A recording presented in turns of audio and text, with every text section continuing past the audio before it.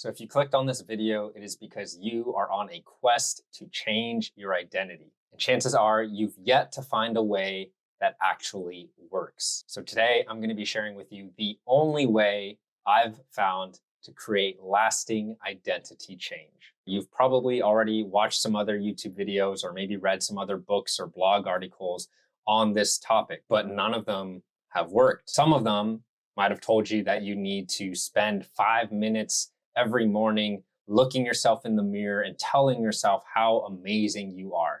Or maybe they told you that you need to spend 20 minutes a day visualizing your higher self, visualizing the version of yourself that you desire to become. Or maybe they told you that you need to go on an ayahuasca retreat in the Amazon forest to work with a shaman who will heal your inner child. And maybe you've tried some of these things or all of these things, and yet here you are still trying to figure out how to create lasting identity change so that you can become your best self, your most authentic self, and ultimately live your most meaningful and fulfilling life. If you're anything like me, perhaps you too have always had a deep fear of settling for mediocrity, and with that, a deep ambition to do something great with your life and to make a positive impact in the world, living for something bigger than yourself. Problem is, you've realized that your current identity, the self-created construct of how you view yourself, or at least certain aspects of your current identity, are in direct conflict with this grand vision that you have for your life and the impact that you want to make. To give you one example, for many years, I viewed myself as a highly introverted, shy, and socially anxious person. And because I viewed myself this way, because this was the identity that I was attached to, I acted in alignment with this identity. It wasn't until I started to study human psychology and human behavior that I learned that the only way to create long-lasting behavioral change is to change your identity. And so upon learning this new information, I made a concentrated effort to begin to identify differently. And instead of believing that I was an introverted, shy, and socially anxious person, I started to create a new identity. And this new identity was that I was an introverted, shy, and socially anxious person who was willing to get out of their comfort zone, who was willing to take risks, and was willing to learn how to improve their social skills. This is important to note here that I did not immediately start to assume the identity of being the most sociable, outgoing person in the world. This would have been a blatant lie, and my unconscious mind would have immediately rejected it as such. This would have prevented me from making any progress at all.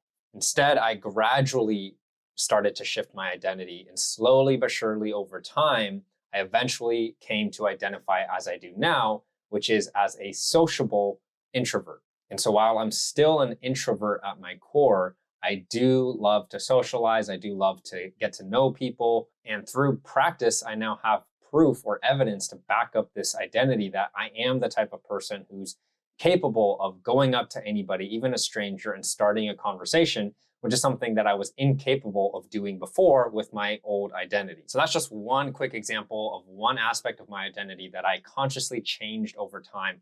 And the impact it's had on my life has been very profound. It's led to all kinds of relationships and friendships and mentorships, clients, etc., that never would have been possible otherwise. But here's the thing. Beneath this identity change, there was still an underlying anxiety that I could never seem to get rid of. And this is largely why for so many years I dove so deeply into different types of meditations, learning about energy healing, energy mastery, and experimenting with psychedelics. For those of you who are already familiar with my story, which I won't go into now, you know how deep I went into that New Age spirituality space. And if you aren't familiar, if you haven't already seen my New Age to Jesus testimony video, I'll link it in the description of this video so you can check it out later. But back to my point, I spent about 7 to 8 years getting obsessed with these different types of meditations and energy healing modalities, everything from transcendental meditation, higher self meditations, chakra clearings, mantra meditations, hypnosis meditations. I spent thousands of hours learning all these different types of meditations and energy healing modalities and sitting in different psychedelic ceremonies because I was trying to fix this perpetual existential anxiety that I couldn't seem to get rid of. Maybe you can relate to this experience. Everything I did seemed to work temporarily, but eventually the anxiety always came back, and oftentimes it came back even worse than before. Eventually, as I continued to dive deeper into that new age spirituality space, I reached a point where I became convinced that the root of this problem was actually the very existence of my identity. And at this point, I became determined to attempt to transcend my identity entirely. I was fully bought into this idea in the New Age philosophy that I did not really exist, that I was just another projection of source consciousness. And therefore, all my problems were actually coming from this belief that I existed and that I was actually anything at all. Therefore, the key to ultimate enlightenment, I believed, was basically to no longer exist as an individual entity, but instead to dissolve back into source consciousness and to become nothing and everything at the same time. While this may sound like some very deep, insightful concept, or this may just sound like pure lunacy to you, depending on who you are listening to this, I was truly committed to this path of transcending my identity. And while I certainly did have moments where I experienced some of the most blissful, ecstatic states of being I've ever experienced in my life, it also led me to experiencing some of the darkest and most depressing states I've ever experienced in my life. And from as much as I can tell, this seems to be the common experience for most people in these new age spaces. It's an extremely volatile roller coaster ride of extremely high highs followed by extremely low lows. And because this is all framed as part of the awakening process, I basically felt like I was constantly being gaslit because I literally just felt like I was going insane at some points. But people always just told me that this was just part of the process and it was part of integrating my shadow and integrating the duality of the human experience. And while there is some truth to the fact that life has its ups and downs and we do need to learn how to be with our emotions, I now see that what I was personally experiencing and also what I was seeing in many people around me in those spaces was extremely unhealthy and very concerning. So anyway, I say all this to say that none of that worked. And the one thing that finally did allow me to overcome this existential anxiety and depression that seemed to have plagued me my whole life was not that I finally transcended my identity, but instead it was that I finally found my true identity in Jesus Christ. Now, I don't know if you already have a relationship with Jesus Christ or if you are possibly about to leave this video right now because you thought this was a self-help video and not a Jesus video. But if you're willing to hear me out here for just a minute, I want to present an idea to you that you possibly have never heard before and that possibly, just maybe, could completely change your entire life for the better, forever, just like it has done for me. So here's the idea. As someone who's been in the self-help and personal development space for over a decade now, I genuinely believe that the best self-help hack in the entire world, scratch that, in the entire universe, is to know your true identity, which can only be known through Jesus Christ, the creator of the universe. If you really want to change your identity for good, if you really want to become your most authentic self and fulfill your soul's highest purpose and your destiny in this life, then you need to know your true identity through Jesus Christ, who by his death and resurrection has given you the opportunity to be reconciled with God. It is this process of reconciliation with the one true God, as I've said in one of my other videos, beyond all the psychedelics I've done, this process of reconciliation was and continues to be the craziest psychedelic experience of my life. It is the most healing experience of my life and the most profound experience of my life by far. For the first time in my life, I truly know peace, a peace that surpasses all understanding. And I no longer have any need for drugs or psychedelics or higher self meditations or any of that to get me into these altered states of consciousness to attempt to escape the perpetual existential anxiety that I used to live in. All I need now is Jesus. And through Jesus, I now know that my true identity, that no one and no thing can ever change, is that I am a beloved son of God. And because I know this, because I know that I am loved by God, not by some ambiguous, vague source consciousness energy, but by a personal God whose name is Jesus Christ, who loves me more perfectly and more wholly than any other person ever could, all of my anxieties are washed away. There have been countless benefits that have come into my life ever since I gave my life to Jesus Christ. But one of the biggest ones is that I no longer seek other people's approval and validation like I used to. Honestly, I think this is why I only just now have finally been able to create this YouTube channel, something I've wanted to do for many, many years. But the reason why I was unable to do it in the past is because I was too afraid of other people's judgments of me. I was too afraid of putting myself out there, of sharing myself vulnerably on camera and the criticisms or judgments that I might receive from other people.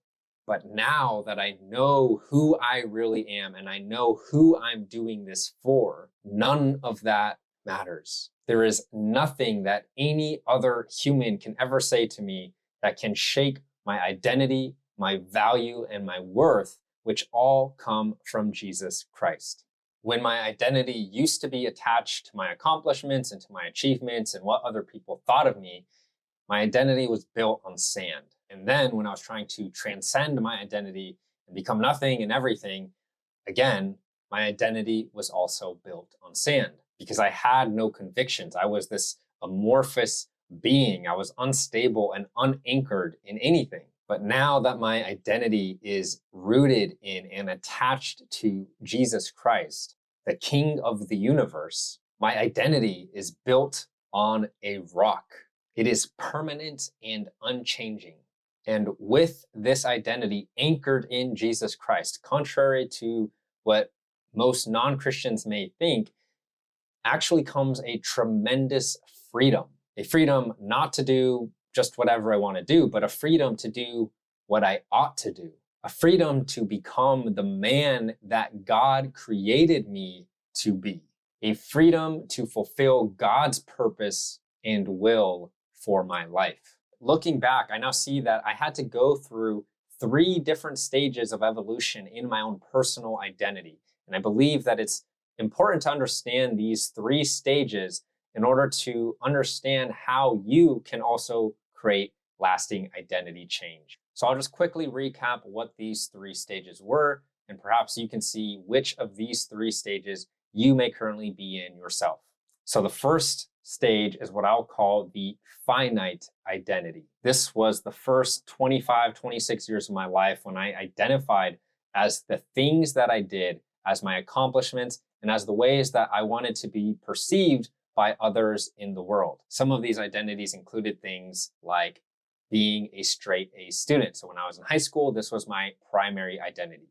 I am a straight A student. Then when I went on to university, my identity changed to I am a smart person. After I graduated from university, my identity became I am a university graduate. Then it became I am an engineer, which then evolved into I am a blogger, which then evolved into I am a life coach. For whatever reason, it seemed to be easier for me than I think it is for most people to sort of quickly change my identities over time and to have never been too attached to a single identity. But I think a large part of this actually came from the fact that, again, like all of these identities just left me feeling empty and unfulfilled. And so I was just so desperately searching for an identity that was going to give me this meaning and purpose that I was searching for in my life. But what I've learned is that all of these identities, which are attached to finite things in the world, will always leave you feeling empty and unfulfilled if you make them your primary identity. There's nothing inherently wrong with these identities or any other finite identities if they are not your primary identity. Now that I have my primary or core identity in Jesus Christ, Of course, I also have many other finite identities as well. And these are all aspects of my identity, secondary aspects of my identity. But because they come secondary and I can hold them loosely and my value and worth is not attached to them, they now become useful identifiers of different aspects of who I am. But again, they do not define who I am. Okay, so the next stage is what I'll call the infinite identity. And so this was the next 3 years of my life, basically between the ages of 26 to 29, when I was at the peak of my new age spiritual involvement, running a very new agey life coaching business. And my identity, as I started to touch on already earlier in this video, was that I am infinite. This is, of course, simply not true. While it may sound empowering to believe that you are infinite, aside from being purely delusional, or perhaps precisely because it is so delusional, it is a dangerous identity to assume. It was during this stage of my identity that I made the most reckless decisions of my life, and were it not for the grace of God, quite literally could have led to the end of my life. And the irony of this stage, when I was attempting to transcend all identity, or another way they often say this in the New Age spaces, is that I was attempting to transcend my ego. The irony is that it was at this stage that I actually had the biggest ego, because I thought that I was so much more spiritually enlightened and awakened than everybody else. Everybody's heard of the Napoleon complex. Well, this is essentially like the God complex, where you, again, believe that you are literally God yourself, source consciousness, and that you are the center of the universe, which, again, while there may be some aspects of truth to that, where experientially we are all at the center of our own universes, objectively, it's just purely not true. All right, so the last and final stage is what I'll call the relationship to the infinite identity. This is, as I described earlier in the video, what my identity has been ever since I gave my life to Jesus Christ. And this is the only permanent, lasting identity that gives you eternal meaning and purpose. Again, I mentioned it earlier in the video, but it's the following identity: that I am a beloved child of God. What's really interesting about this identity, the more I thought about it as I was making this video, is that it can actually seem very similar to the second stage identity, because both are about the infinite. But the difference is that the second stage identity is claiming to be the infinite, while the third stage identity is claiming to be in relationship with the infinite. This is a subtle but huge difference. While the second stage identity inspires pride and a delusional mind, the third stage identity inspires humility and a sound mind. And I think this is what's so deceiving about the New Age spirituality spaces and the whole philosophy of New Age and psychedelic spirituality, is that it contains a lot of these half-truths. A lot of it is so close to the truth that some part of us, the most inner recesses of our souls, which long for the divine, which thirst for God, which thirst for enchantment and the mystical realms of the divine, that part of us senses some echoes of truth in the New Age. The problem, however, is that it's misdirected and incomplete truth, because it puts you at the center of the universe instead of putting God at the center of the universe. And it's this improper ordering that creates all of the confusion and chaos that we see in our world today. On the other hand, when you understand that God is the center of the universe, the creator of the universe, the Father Almighty, who alone has the ability to be responsible for everything in the universe, and you relinquish that control, you surrender that control from your own responsibility and you give it to God, suddenly there is this peace that you've never known before, which begins to flood into your life and allows you to begin to see life differently. At least this has been my own experience, where I just feel like my life has real purpose and meaning and significance, not because of what I achieve or because of what other people think of my life. And regardless of any of my past mistakes or failures, it has nothing to do with that. And it has everything to do with the fact that God says so about my life. Knowing that I am a beloved son of God is simultaneously both the most powerful and the most humbling identity you could ever imagine having. When I really think about it, that the God of the universe is my father, it's just like absolutely mind blowing, and it just puts everything into proper perspective. It reminds me that I am nothing without God. It reminds me that I would not exist without God. And at the same time, it reminds me that God is my father and that I was made in his image, that he made me out of love, and that I am the apple of his eye, that he has a tender, perfect, incomprehensible love for me, and he desires only what's best for me, and there's nothing that I can do about it. I've been through a lot in the last decade of my life, as I'm sure you have as well. And sometimes I just feel like, why did this all happen to me, right? Like, why did I have to go through all of that? I don't know if you ever feel that way too, but through my relationship with Jesus Christ, I know that God uses everything for good. And I mean, absolutely everything. Just look at the cross. Look at how God took the most horrific, undeserving, humiliating, atrocious murder in all of history and used that for the salvation of all of humanity. If he can do that, then I trust that he can take the mess of my life and use it for something good too. There's a saying I always used to love when I was in the New Age space, and it was that the universe is always conspiring in your favor. I liked this saying because it always gave me hope no matter what was happening in my world. But as with most sayings in the New Age space, it was just slightly off, because the full truth is actually even better. And the full truth is that God, the creator of the universe, is always conspiring in your favor. Now, this doesn't mean that God will always give you what you want. That certainly has not been the case for me.